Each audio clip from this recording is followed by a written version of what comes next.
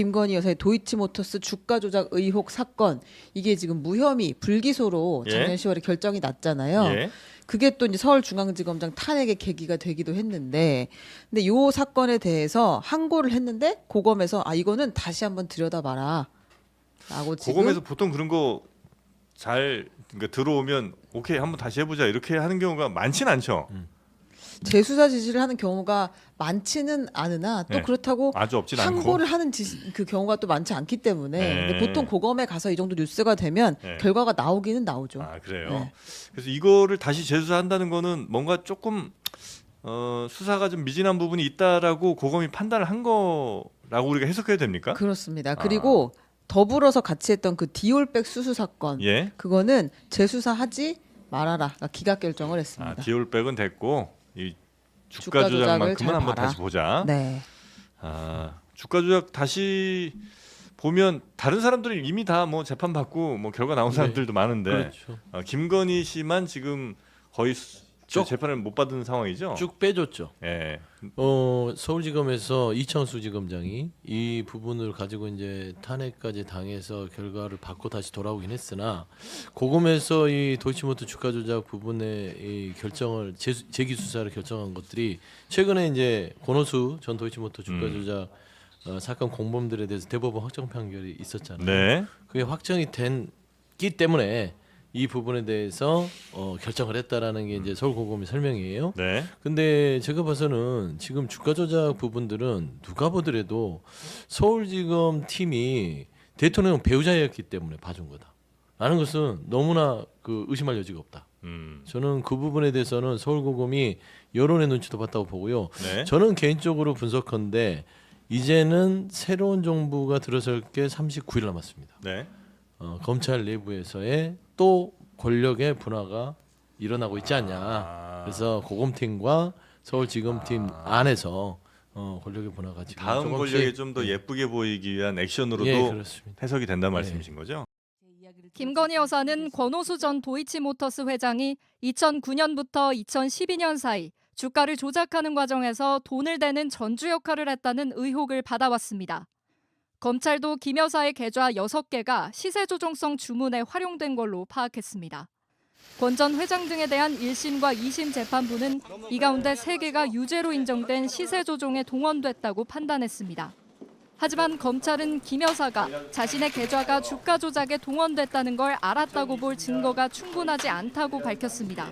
피의자가 주범들과 시세조정을 공모하였다거나 그들의 시세조정 범행을 인식 또는 예견하면서 계좌 관리를 위탁하거나 직접 주식 거래를 하였다고 보기 어려워 금일 피의자에 대해 혐의 없음 결정을 하였습니다. 김 여사가 수익을 기대하며 권 전 회장에게 계좌를 맡겼을 뿐 알았다는 증거가 없다는 겁니다. 공모뿐만 아니라 방조 혐의도 적용하기 어렵다고 설명했습니다. 시세조정 관련 다수 문자 메시지 등 그 증거가 손모 씨의 방조 사실을 충분히 뒷받침하고 있습니다. 반면에 피의자에게는 이러한 사정이나 정황이 없어 검찰은 김 여사의 어머니 최은순 씨도 혐의가 없다고 봤습니다. 계좌만 제공한 것일 뿐 시세 조종 범죄를 알기 어려웠다고 했습니다. 검찰은 수사팀이 바뀐 뒤에도 법원 판결 등을 검토해 처분을 내렸다고 밝혔습니다. 이번 결론은 김 여사가 고발된 지 4년 6개월 만이자 현 정부가 들어서 수사팀이 바뀐 뒤 2년 반 만입니다. 이 사건은 검찰총장의 지휘권이 배제돼 있어 이창수 서울중앙지검장이 수사팀의 보고를 받고 최종 결정을 내렸습니다. JTBC 한민정입니다.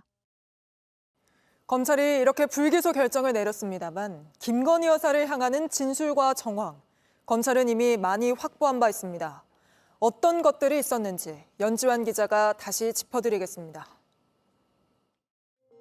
권오수 전 회장 등이 주가 조작을 하는데 가장 오래 쓴 계좌가 김건희 여사의 계좌입니다. 김 여사는 2년 만에 13억여 원을 벌었습니다. 권 전 회장 등은 2심까지 유죄를 받았지만 검찰은 김건희 여사를 무혐의 처분했습니다. 법원은 방조죄로 또 다른 전주에 유죄를 내리면서 미필적 인식, 그러니까 예견만 했다면 처벌 기준이 된다고 설명했습니다. 김 여사는 정말 예견도 못했을까요? 권 전 회장은 1차 주포와 김 여사를 함께 만난 자리에서 주식 수익의 30에서 40%는 주포 몫이라고 했습니다. 1차 주포는 김 여사가 듣고 가만히 있어 수익을 받을 줄 알았다고 말했습니다. 회사가 잘 되면 올라가는 게 주가인데 회장이 주식 수익을 약정한 건 조작을 빼곤 이해하기 어렵습니다. 권 전 회장에게 회사 정보를 들은 김 여사는 아저씨 주식 사야겠다면서 1차 주포에게 10억 원이 든 계좌를 맡겼다고 합니다. 2차 주포가 등장하며 주가 조작은 더 본격화됐습니다. 2차 주포는 시세 조정을 위해 장외로 주식을 싸게 파는 과정에서 김 여사에게 강한 항의를 받았습니다. 어림잡아 김 여사의 돈 1억 원이 날아갔습니다. 그런데 권 전 회장이 나서자 항의는 잦아들었습니다. 주가 조작 계획을 세우고 있던 권 회장은 과연 뭘로 김 여사를 설득했던 걸까요? 검찰 수사가 본격화되자 김 여사는 권 전 회장을 찾았습니다. 시세 조종의 컨트롤 타워로 불린 이종호 씨와도 일주일에 36번, 한 달에 40번 연락을 주고받았습니다. 김 여사가 모르는 번호로도 연락했다는 진술도 나왔습니다. 검찰 안에선 구속영장을 청구한 사건이라면 증거인멸 우려로 짚었을 거란 말도 나옵니다. 이렇게 바쁘게 움직인 세 사람, 권오수, 이종호, 김 여사에 대해서 2차 주포는 같은 배를 탄 BP 패밀리라고 진술했습니다. 이종호 씨 처남이자 김 여사 계좌 관리인인 민모 씨도 끼지 못했다고 합니다. 민 씨는 다른 투자건으로 김 여사와 문자 메시지도 주고받은 인물입니다. 그래서인지 2차 주포는 도피 중에 가장 우려하는 건 김 여사만 빠지고 우리만 달리는 상황이 올 수도 있다는 편지를 썼습니다. 오늘 검찰의 발표는 그 결과만 놓고 보면 김 씨의 예상대로입니다. 김 여사 측이 납득할 만한 해명을 했다면 얘기는 달라집니다. 하지만 그렇지 않습니다. 4천만 원 손실을 봤다고 했지만 잃었던 돈만큼 되돌려받은 내역이 있습니다. 2010년 5월 이후 연락을 끊었다는 1차 주포와는 그 다음 달에도 통화했습니다. 더욱이 주식이 오르니 내가 팔아주겠다는 말에 김 여사는 알겠다고 답했다고 합니다. 김 여사가 독자적으로 했다고 한 거래도 법원은 주가 조작 일당이 관여했다고 봤습니다. 검찰은 이런 김 여사의 해명을 듣고 무혐의 처분했습니다. 검찰은 김 여사가 주가 조작을 알았다는 증거가 없다고 말했지만 수사는 검찰의 몫입니다. 검찰이 방조죄로 재판에 넘긴 세 사람을 보겠습니다. 2억 3천만 원, 3억 2,700만 원, 3억 8천만 원어치 거래를 했습니다. 이 중에는 3번이나 검찰에 불려간 사람도 있습니다. 김 여사는 40억여 원이나 되지만 묶여두다 명품백 사건까지 묶어 제3의 장소에서 한 번 조사한 게 전부입니다. 김 여사가 검찰을 소환했다는 지적을 받았습니다.